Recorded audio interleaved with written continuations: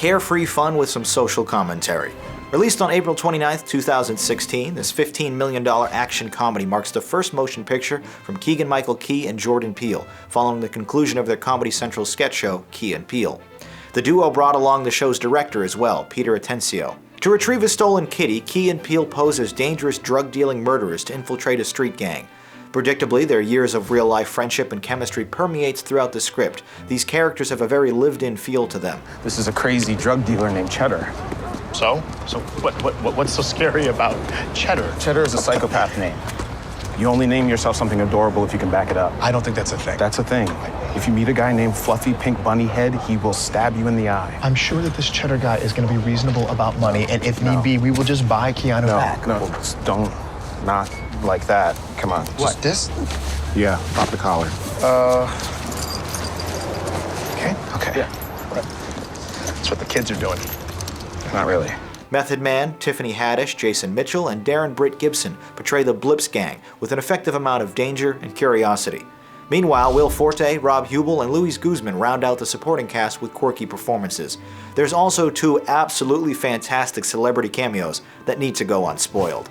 But let's not forget the titular cat. Ostensibly named after the enigmatic movie star, the adorable little furball is an obvious highlight and helps give the plot an actual purpose. Coming from suburbanized lifestyles that could best be described as white, Key and Peele must step outside their comfort zone and act as black as possible.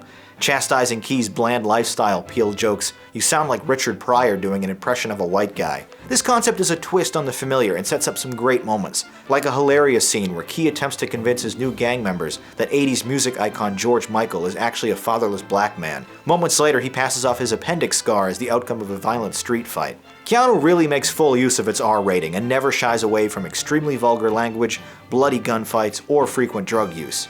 Although it's just an hour and 40 minutes in length, the plot feels particularly slow and repetitive in the middle portion. Once the central premise is established, there aren't any major developments until the picture's climax.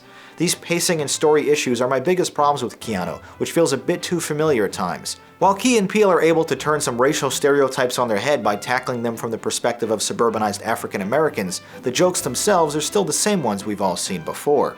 Despite its lack of surprises, this is still a very funny movie all Key and Peele fans ought to check out, especially for the novelty of seeing them unbound by television censorship. Keanu is a hilarious, if predictable romp about racial issues, and a good movie.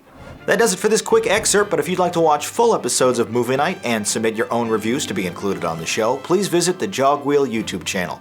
My name is Jonathan Paula, thanks for watching, and have a good movie night.